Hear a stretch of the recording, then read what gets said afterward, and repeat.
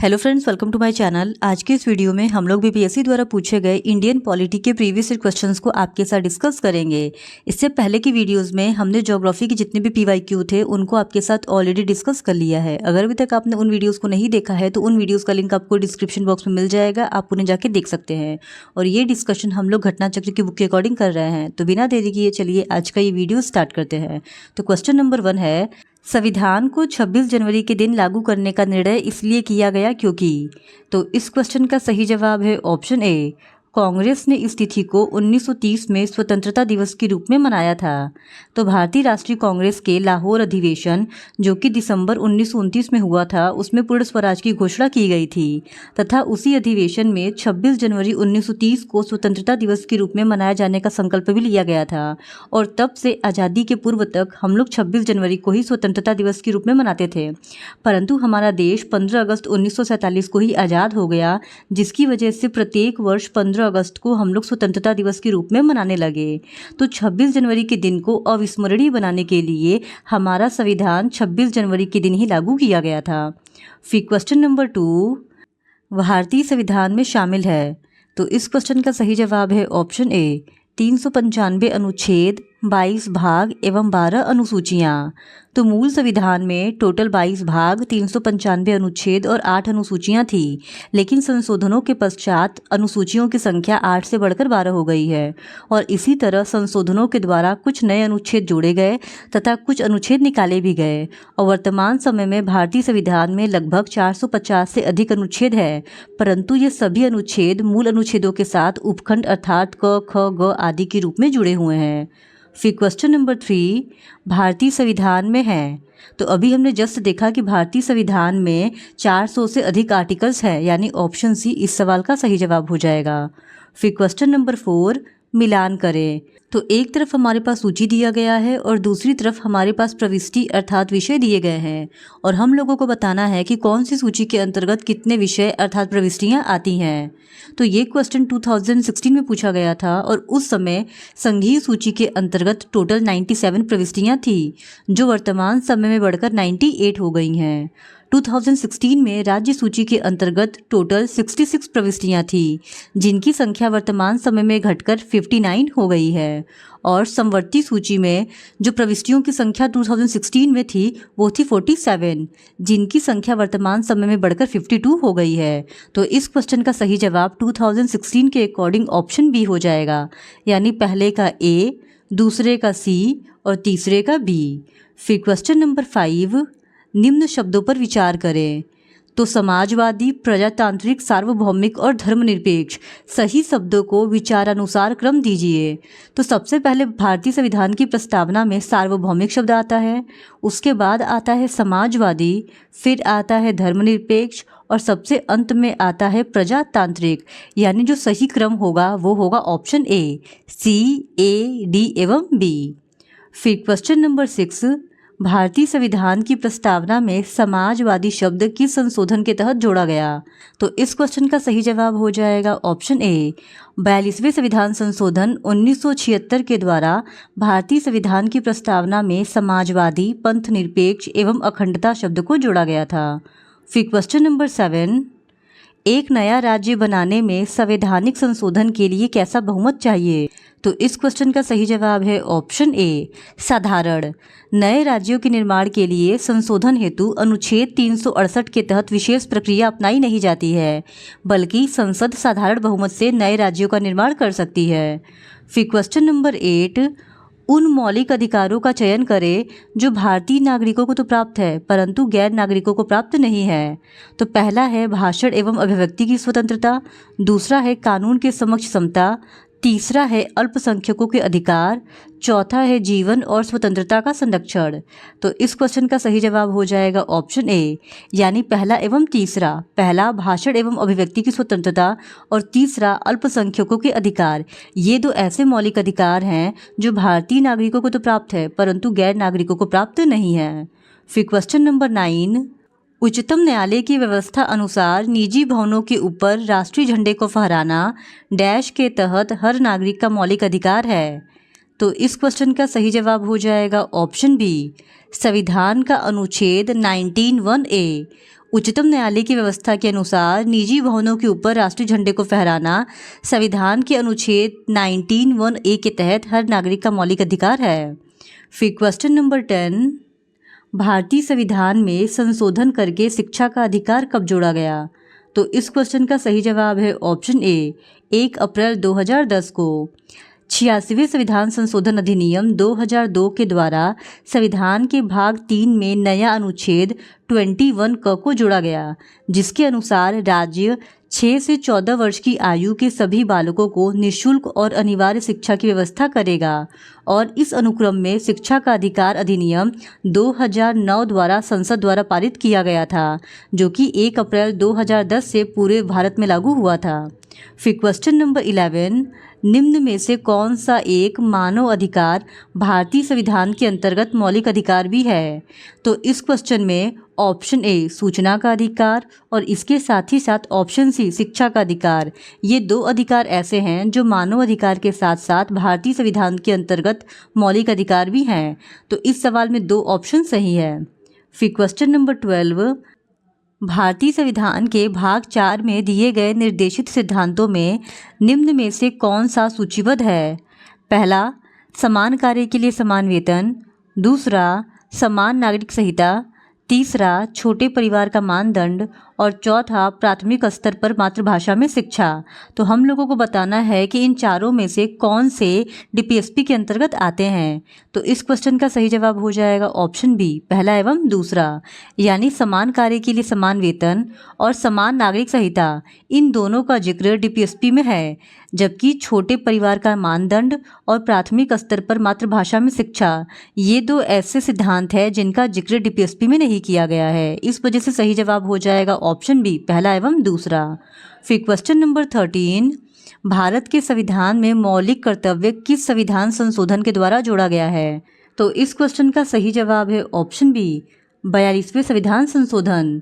मौलिक कर्तव्य को 42वें संविधान संशोधन 1976 के द्वारा संविधान में जोड़ा गया था और इसका विवरण संविधान के भाग 4 क में अनुच्छेद 51 क के तहत दिया गया है। फिर क्वेश्चन नंबर 14, भारत के राष्ट्रपति अपनी शक्तियों का प्रयोग करते हैं। तो आर्टिकल 53(1) के अनुसार भारत के राष्ट्रपति अपनी शक्तियों का प्रयोग स्वयं या अपने अधीनस्थ अधिकारियों के द्वारा करते हैं, यानी ऑप्शन ए इस सवाल का सही जवाब है। और भारतीय संविधान के अनुसार भारत का एक राष्ट्रपति होगा, इसकी चर्चा अनुच्छेद 52 में की गई है। फिर क्वेश्चन नंबर 15, यदि राष्ट्रपति एवं उपराष्ट्रपति का पद खाली हो तो भारत के राष्ट्रपति के पद पर कौन होता है? तो इस क्वेश्चन का सही जवाब हो जाएगा ऑप्शन बी, भारत का मुख्य न्यायाधीश।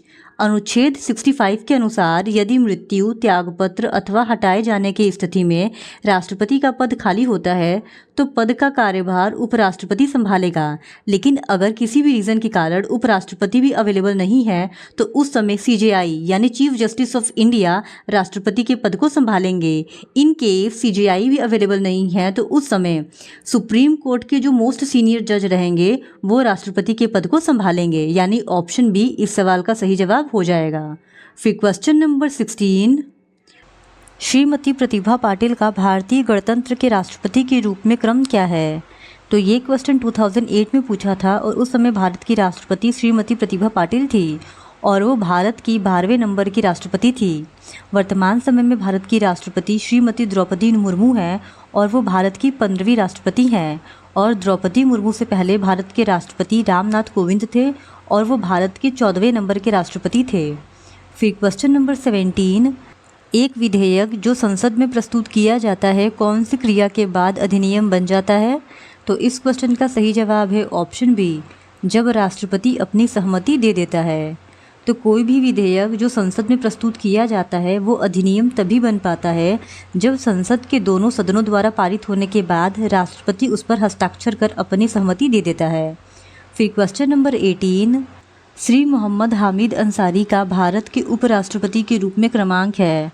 तो ये क्वेश्चन 2008 में पूछा गया था और उस समय भारत के उपराष्ट्रपति मोहम्मद हामिद अंसारी थे और वो भारत के 12वें उपराष्ट्रपति थे। वर्तमान समय में भारत के उपराष्ट्रपति जगदीप धनखड़ हैं जिनका क्रम 14वां है। फिर क्वेश्चन नंबर 19, राष्ट्रीय सुरक्षा समिति का प्रधान कौन होता है? तो इस क्वेश्चन का सही जवाब है ऑप्शन बी, प्रधानमंत्री। राष्ट्रीय सुरक्षा समिति का प्रधान या अध्यक्ष प्रधानमंत्री होता है। फिर क्वेश्चन नंबर 20, भारत सरकार का कौन सा अधिकारी सदस्य न होते हुए भी भारतीय संसद की कार्यवाही में भाग लेने का अधिकार रखता है? तो इस क्वेश्चन का सही जवाब है option B, attorney general. Attorney general भारत के संसद का सदस्य न होते हुए भी भारतीय संसद की कार्यवाही में भाग लेने का अधिकार रखता है, लेकिन इसे वोट देने का अधिकार नहीं प्राप्त है। फिर क्वेश्चन नंबर 21, एक गैर सदस्य के रूप में संसद के किसी एक सदन की कार्यवाही में भाग ले सकता है? तो इस क्वेश्चन का सही जवाब है ऑप्शन सी, महान्यायवादी। महान्यायवादी या अटॉर्नी जनरल एक गैर सदस्य के रूप में संसद के किसी भी एक सदन की कार्यवाही में भाग ले सकता है, किंतु उसे अपना मत देने का अधिकार नहीं है। फिर क्वेश्चन नंबर 22, एक एमपी की सीट को रिक्त घोषित किया जा सकता है यदि वह सदन से लगातार डैश की अवधि के लिए अनुपस्थित रहता है। तो इस क्वेश्चन का सही जवाब है ऑप्शन बी, 2 माह। फिर क्वेश्चन नंबर 23, राज्यसभा में होते हैं? तो इस क्वेश्चन का सही जवाब है ऑप्शन सी, 250 सदस्य, जिनमें से 12 सदस्य भारत के राष्ट्रपति द्वारा मनोनीत किए जाते हैं। फिर क्वेश्चन नंबर 24, हमारे संविधान के अनुसार राज्यसभा का कार्यकाल? तो इस क्वेश्चन का सही जवाब है ऑप्शन डी, समाप्त होने का विषय नहीं है। हमारे संविधान के अनुसार राज्यसभा का कार्यकाल समाप्त नहीं होता है, क्योंकि यह एक अस्थायी सदन है। जबकि बात करें अगर लोकसभा की, तो लोकसभा का कार्यकाल 5 वर्ष का होता है। फिर क्वेश्चन नंबर 25, किस सभा का अध्यक्ष उसका सदस्य नहीं होता है? तो इस क्वेश्चन का सही जवाब है ऑप्शन ए, राज्यसभा। राज्यसभा का पदेन सभापति उपराष्ट्रपति होता है और वह राज्यसभा का सदस्य नहीं होता है। फिर क्वेश्चन नंबर 26, राज्यसभा का पदेन अध्यक्ष कौन होता है? तो अभी हमने जस्ट बताया कि राज्यसभा का पदेन अध्यक्ष उपराष्ट्रपति होता है, यानी ऑप्शन बी इज़ करेक्ट। फिर क्वेश्चन नंबर 27, निम्नलिखित कथनों में कौन सा सही नहीं है? तो इस क्वेश्चन का सही जवाब है ऑप्शन डी, धन विधेयक की शुरुआत राज्यसभा में होती है। यह कथन सही नहीं है, क्योंकि धन विधेयक की शुरुआत राज्यसभा में नहीं बल्कि लोकसभा में होती है। फिर क्वेश्चन नंबर 28, धन विधेयक पेश किया जा सकता है? तो इस क्वेश्चन का सही जवाब है ऑप्शन ए, केवल लोकसभा में। फिर क्वेश्चन नंबर 29, लेखानुदान बना है? तो इस क्वेश्चन का सही जवाब है ऑप्शन सी, बजट पारित लंबित होने के कारण निधि आवंटन हेतु। फिर क्वेश्चन नंबर 30, लोक लेखा समिति अपनी रिपोर्ट प्रस्तुत करती है? तो इस क्वेश्चन का सही जवाब है ऑप्शन बी, लोकसभा के स्पीकर को। फिर क्वेश्चन नंबर 31, निम्नलिखित कथनों में कौन सा एक सही नहीं है? तो इस क्वेश्चन का सही जवाब है ऑप्शन सी, सर्वोच्च न्यायालय कोर्ट मार्शल को छोड़कर अन्य किसी भी उच्च न्यायालय अदालतों की सुनवाई कर सकता है। फिर क्वेश्चन नंबर 32, राज्य सरकार का कार्यकारी अध्यक्ष संवैधानिक प्रमुख कौन है? तो इस क्वेश्चन का सही जवाब है ऑप्शन बी, राज्यपाल राज्य सरकार का कार्यकारी अध्यक्ष या संवैधानिक प्रमुख होता है। फिर क्वेश्चन नंबर 33, एक उच्च न्यायालय का न्यायाधीश अपना त्यागपत्र संबोधित करता है? तो इस क्वेश्चन का सही जवाब है ऑप्शन ए, राष्ट्रपति को। एक उच्च न्यायालय का न्यायाधीश अपना त्यागपत्र राष्ट्रपति को सौंपता है, जबकि उसे शपथ उस राज्य का राज्यपाल दिलाता है। फिर क्वेश्चन नंबर 34, भारत में चलित न्यायालय का मानसपुत्र है? तो इस क्वेश्चन का सही जवाब है option C, doctor APJ Abdul कलाम।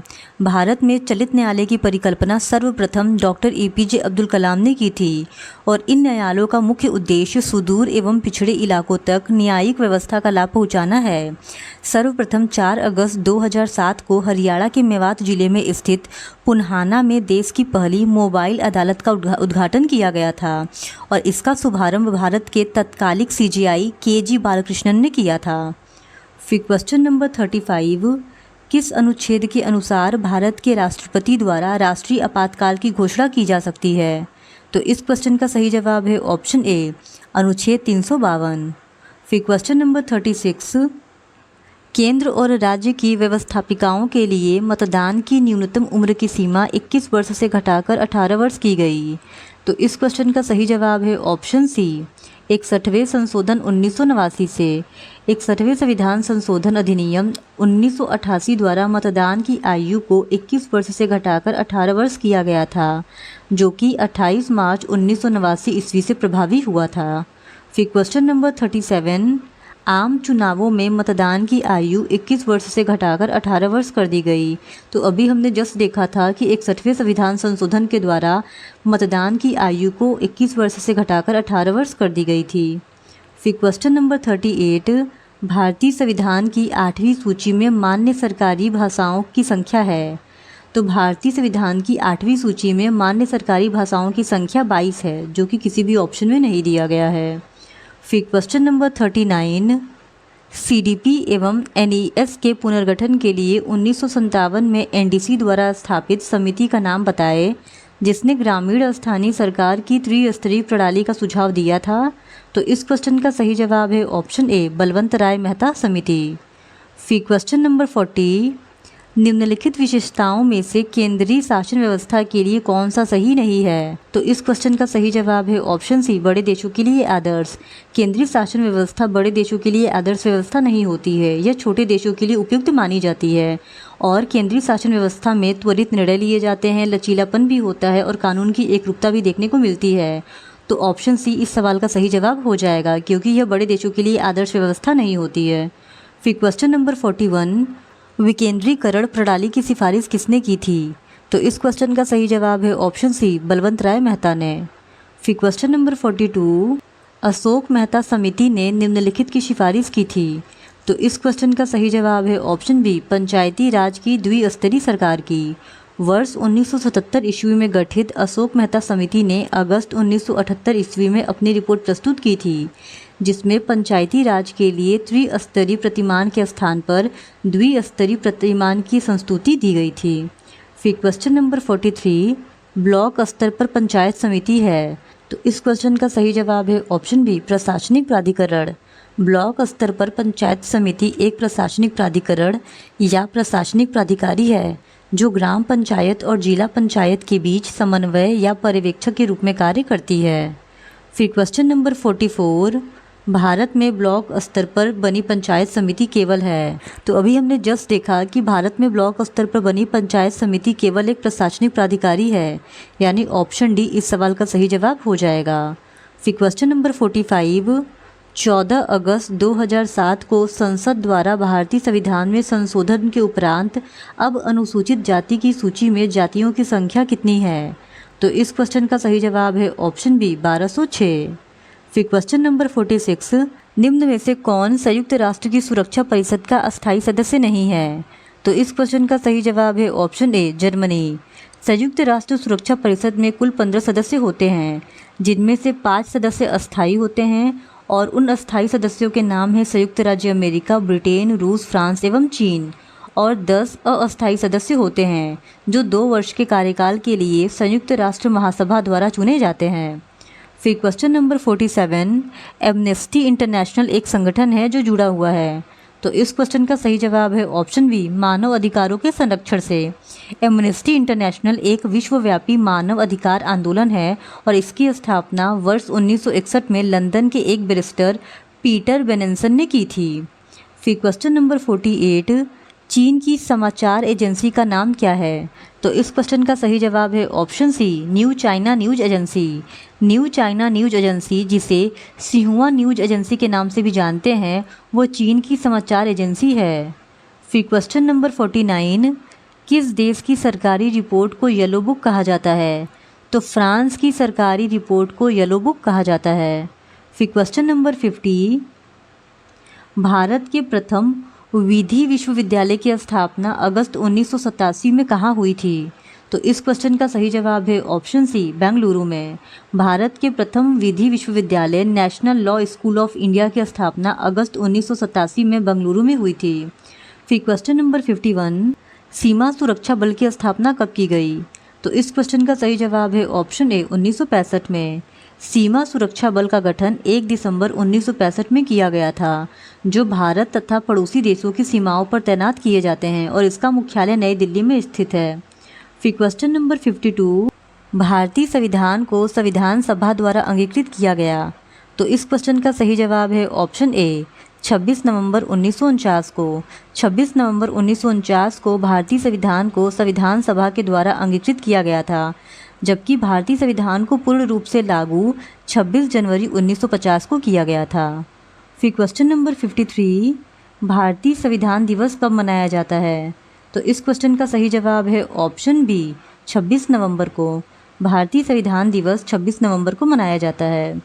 फिर क्वेश्चन नंबर 54, भारतीय संविधान को अपनाया गया था। तो इस क्वेश्चन का सही जवाब है ऑप्शन ए संविधान सभा के द्वारा। संविधान सभा के 11वें अधिवेशन में 26 नवंबर 1949 को भारतीय संविधान सभा के द्वारा अपनाया गया था। फिर क्वेश्चन नंबर 55, भारतीय संविधान की प्रस्तावना के सिलसिले में निम्नलिखित में से कौन सा क्रम सही है? तो इस क्वेश्चन का सही जवाब है ऑप्शन डी सार्वभौम सत्ता संपन्न, समाजवादी, धर्मनिरपेक्ष, जनवादी और गणतंत्र। फिर क्वेश्चन नंबर 56, भारतीय संविधान की प्रस्तावना में भारत को किस रूप में घोषित किया गया है? तो इस क्वेश्चन का सही जवाब है ऑप्शन सी भारतीय संविधान की प्रस्तावना में भारत को एक सार्वभौम, समाजवादी, धर्मनिरपेक्ष, प्रजातांत्रिक गणतंत्र के रूप में परिभाषित किया गया है। फिर क्वेश्चन नंबर 57, भारत में लौकिक सार्वभौमिकता है क्योंकि संविधान की प्रस्तावना आरंभ होती है। तो इस क्वेश्चन का सही जवाब है ऑप्शन डी हम भारत के लोक शब्दों से। भारतीय संविधान की प्रस्तावना हम भारत के लोक शब्दों से शुरू होती है, अतः भारत में लौकिक सार्वभौमिकता है। इसका अर्थ यह है कि जनता सर्वशक्तिमान है और किसी बाह्य सत्ता के अधीन नहीं है। फिर क्वेश्चन नंबर 58, भारत में प्रजातंत्र इस तथ्य पर आधारित है कि। तो इस क्वेश्चन का सही जवाब है ऑप्शन सी जनता को सरकारों को चुनने तथा बदलने का अधिकार प्राप्त है। फिर क्वेश्चन नंबर 59, भारतीय संविधान की प्रकृति क्या है? तो इस क्वेश्चन का सही जवाब है ऑप्शन डी भारतीय संविधान प्रकृति में तो संघीय है किंतु भावना में एकात्मक है। फिर क्वेश्चन नंबर 60, भारतीय संविधान की 10वीं अनुसूची का संबंध है। तो इस क्वेश्चन का सही जवाब है ऑप्शन डी दल बदल विरोधी कानून से। भारतीय संविधान की 10वीं अनुसूची का संबंध दल बदल विरोधी कानून से है और इसे 52 संविधान संशोधन अधिनियम 1985 के द्वारा जोड़ा गया था। फिर क्वेश्चन नंबर 61, भूमि सुधार डैश के विषयों के अंतर्गत है। तो इस क्वेश्चन का सही जवाब है ऑप्शन सी राज्य सूची। भूमि सुधार राज्य सूची के विषयों के अंतर्गत है। फिर क्वेश्चन नंबर 62, भारतीय नागरिकता नहीं प्राप्त की जा सकती है। तो इस क्वेश्चन का सही जवाब है ऑप्शन डी भारतीय बैंक में धन जमा करके। भारतीय बैंक में धन जमा करके भारतीय नागरिकता को प्राप्त नहीं किया जा सकता है। भारतीय नागरिकता को जन्म द्वारा, देशीकरण द्वारा, किसी भूभाग को सम्मिलित करके और रजिस्ट्री के द्वारा ही प्राप्त किया जा सकता है। फिर क्वेश्चन नंबर 63, नागरिकता कानून कब पारित हुआ? तो इस क्वेश्चन का सही जवाब है ऑप्शन बी 11 दिसंबर 2019 को। फिर क्वेश्चन नंबर 64, विधि का नियम या कानून का अधिराज्य का मतलब क्या है? तो इस क्वेश्चन का सही जवाब है ऑप्शन ए सभी के लिए एक कानून और सभी के लिए एक न्यायतंत्र। फिर क्वेश्चन नंबर 65, निम्नलिखित में से किसको संविधान द्वारा मौलिक अधिकारों को लागू करने के लिए शक्ति दी गई है? तो इस क्वेश्चन का सही जवाब हो जाएगा ऑप्शन डी सर्वोच्च न्यायालय एवं उच्च न्यायालयों को। तो भारतीय संविधान द्वारा मौलिक अधिकारों को लागू करने की शक्ति सर्वोच्च न्यायालय एवं उच्च न्यायालयों को प्रदान की गई है, यानी ऑप्शन डी इस सवाल का सही जवाब है। तो आज की इस वीडियो में इतना ही। बाकी के क्वेश्चंस हम लोग नेक्स्ट वीडियो में डिस्कस करेंगे। और अगर आपको ये वीडियो पसंद आता है तो please do subscribe to my channel and like this video. Thank you very much.